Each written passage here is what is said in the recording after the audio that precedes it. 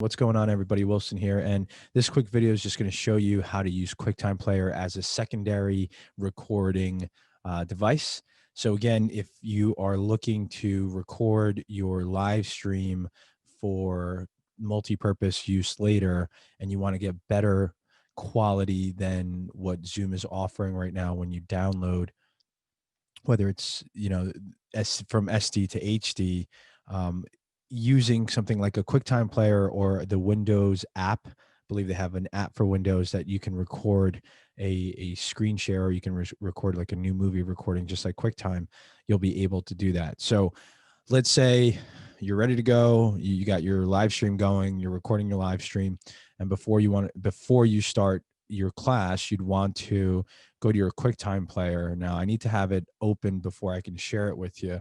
So now I believe I can share it with you. I'm up in the upper left hand corner where it says QuickTime, and then it says File. I click on File, and then I click on New Movie Recording.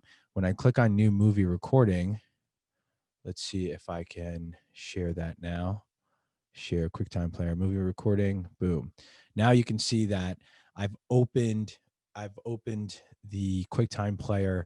I clicked on File, New Movie Recording, and I am recording.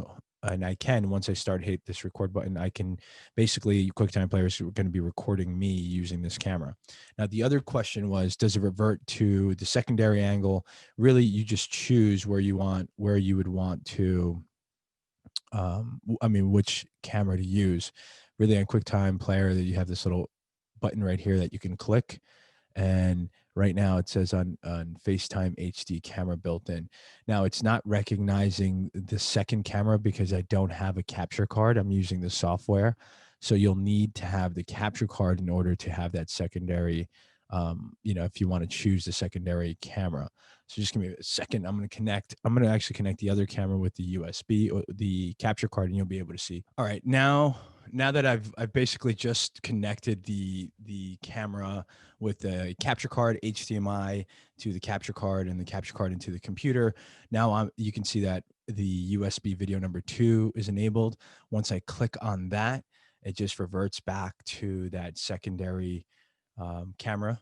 And now if I hit record, I'll basically get a screen recording of what's going on. So let's say, for example, now I'm teaching the class. I'm recording on Zoom. I'm recording on both places. I'm recording on Zoom, and I'm recording the media player, except for when I'm done here, when I'm done recording on the media player, I can export file. I can go to save or export as, and it gives me the option of 1080 or 720. The resolution, because of my Mac, I can go up to 1080. Most likely you might be able to go up to 720, but either way, whether it's 1080 or 720, it'll be much, much better. Let me revert back to stop sharing.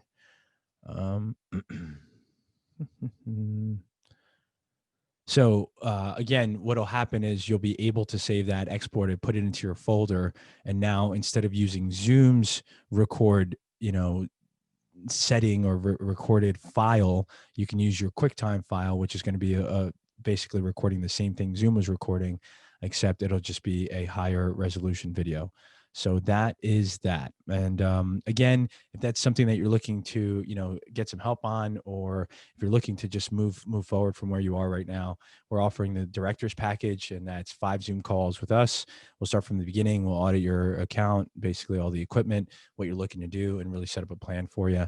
We'll even help you with setting up sets, lighting, all the way to like a test shoot, and then a follow-up call just to make sure everything's going all right. So hopefully that helped. Please do me a favor, subscribe to the channel, like the video.